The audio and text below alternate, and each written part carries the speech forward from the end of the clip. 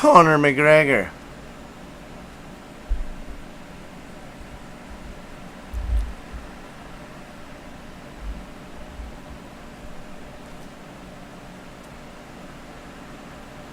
All right, there we go. We are live.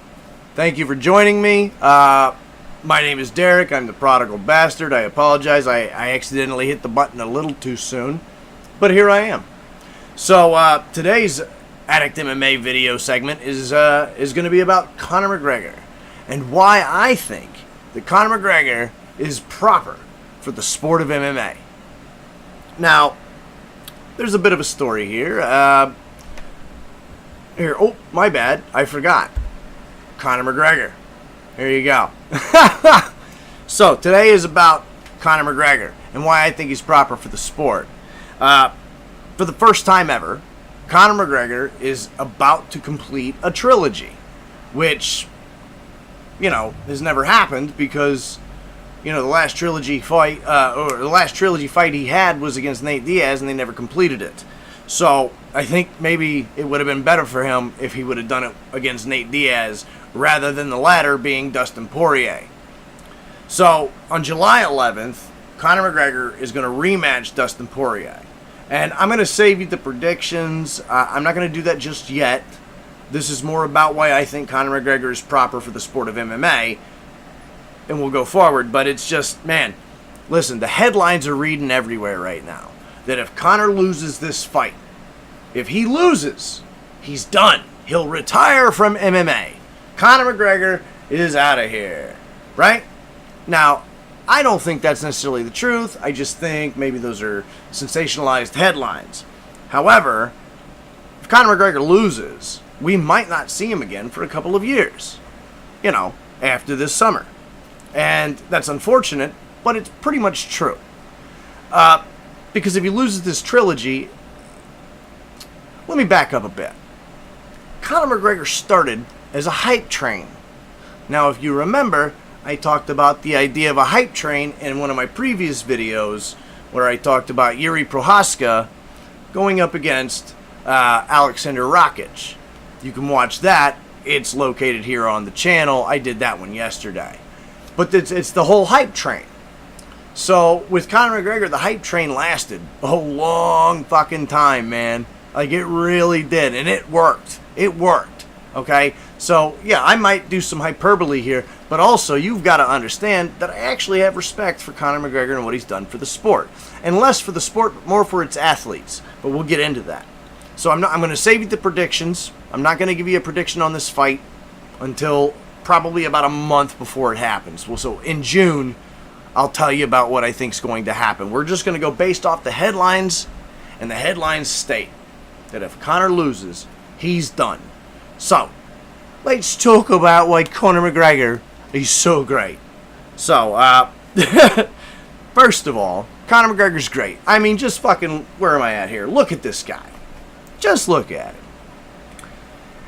He is the third of the greatest UFC trash talkers of all time. The third.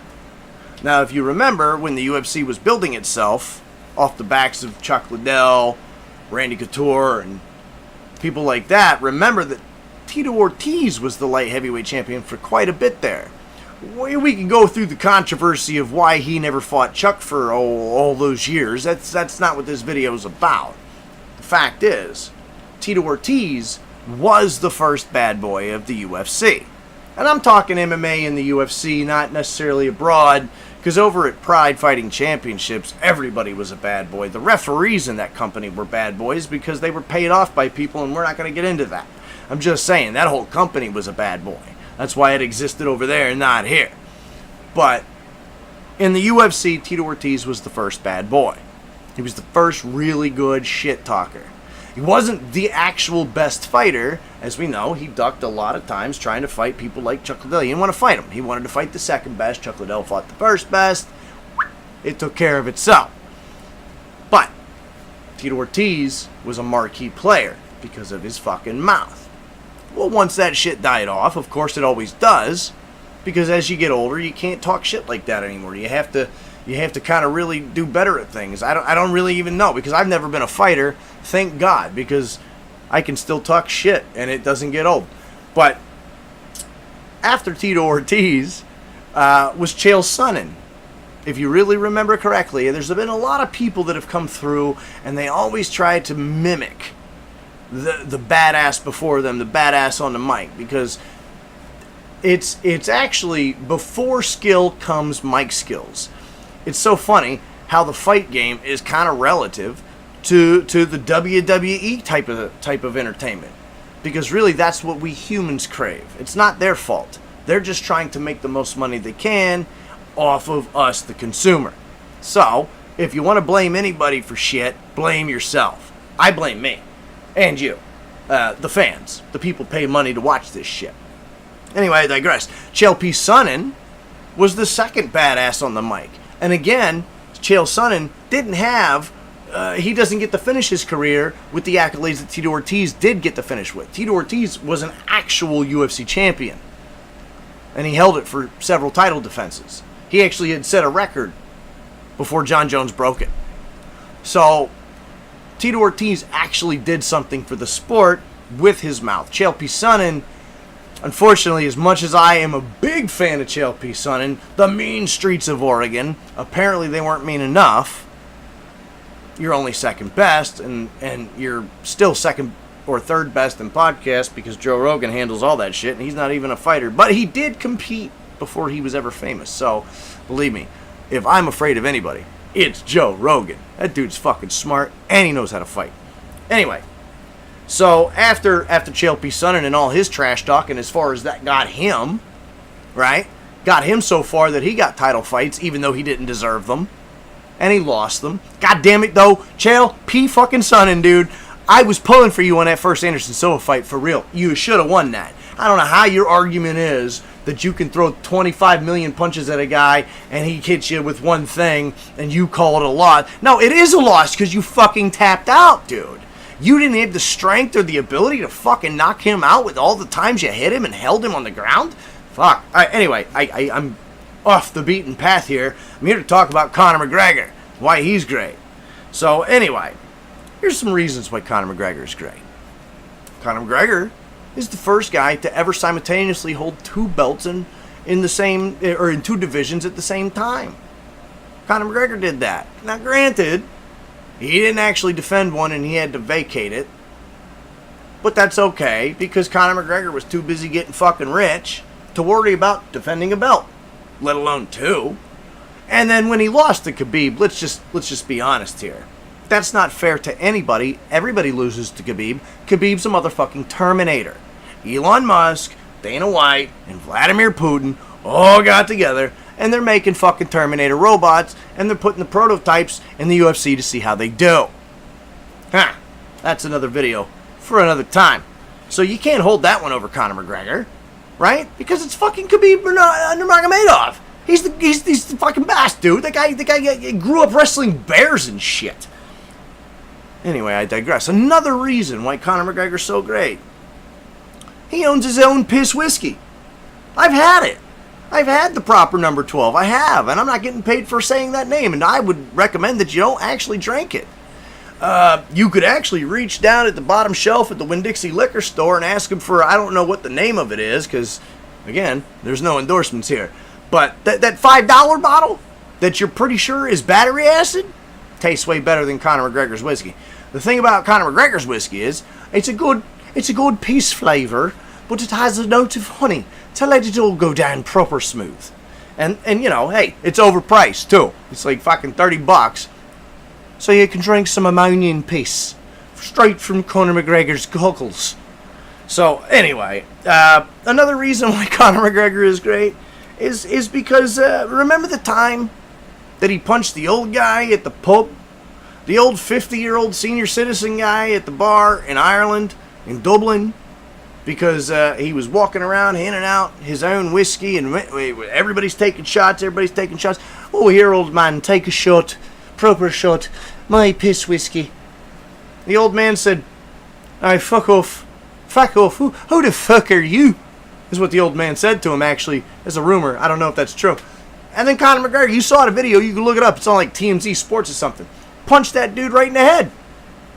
Well, Conor McGregor should have come out and apologized, which on Twitter, and for a little bit there, he said, "Oi, I should apologise. That was not the right actions, and I shouldn't have behaved that way." But he didn't actually apologise. He just said he should have. So you know what Conor McGregor did? This is why he's so great. He went and bought that pub. He bought that fucking bar that he punched the old guy in. So now all they serve is fucking piss whiskey, proper number, fucking whatever it is. And the old guy, he's either going to sit there and get punched or drink piss whiskey. And I don't remember the name of the bar that it actually was, but rumor has it they're going to change the name to the Red Panty Pub. And I don't know how true that is, but it makes sense because let's put on the red panties. We're getting drunk on Conor McGregor piss whiskey. So that's another reason. I mean, just, he's an entrepreneur. The guy took his fucking money and he ran with it. He doesn't have to fucking fight anymore. All he's got to do is just sell his piss whiskey because there's a lot of drunks in this world. He's making millions.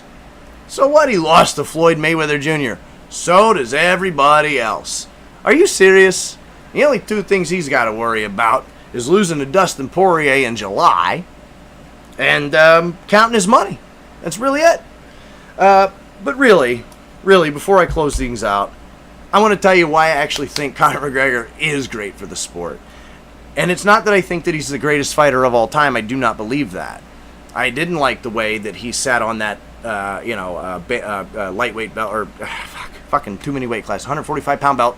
I didn't like the way he sat on all of that stuff until he got beaten. You know, he jumped up in weight class and fought novelty fights against Nate. I didn't like the way he did anything. What I do respect out of Conor McGregor is that his big fucking mouth was able to actually garner a large enough paycheck that now other fighters are able to argue the same thing. They're able to actually go after bigger paychecks. If it weren't for Conor McGregor, you could argue that a lot of these fighters would not be getting paid for their fights the way they believe they deserve to be paid. Now, of course, they all think they have to follow the leader and talk the shit. But really, it all boils down to two things. Be decent on the mic. You know, to be a fucking retard, but be decent. Sorry if that word offends people. That's, yeah. Anyway, be decent on the mic, but also be a fucking savage in the cage. Do your craft the proper way. This is why, like in my previous video, I said the light heavyweight division is dying. As fans, we're a bloodthirsty type of people. We're not paying you to relax and do the Tyron Woodley thing where you get a championship and you sit on it and make other people fight while you don't do anything until you're forced out of the company. We don't want that out of you. If you're going to be a fighter in today's world, I mean, the whole fucking thing's coming to an end anyway, right? So you might as well be brutal. Conor McGregor's not brutal. He's precise. He's got precision and timing. But over time, that didn't work out for him. And like every other fighter before him that was really good at talking shit, that doesn't work either. So now the hype train for Conor McGregor is, oh, if he doesn't win this fight, he's out for good. Well, that's a shitty hype train. And, you know, we'll give that prediction next month. But for now, that's all I've got for you. I just wanted to talk a real bit about why Conor McGregor's great. And why Conor McGregor is great is because he produced the opportunity for other fighters to get their payday. Fucking John Jones is arguing for 10 mil right now, and they're settling for 5. That wouldn't have happened without Conor McGregor. I want to thank everybody for joining me. Thank you for watching this on a replay.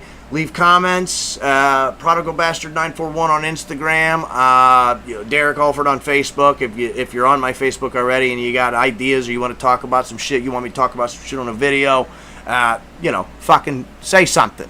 You know what I mean? Like, I'm receptive.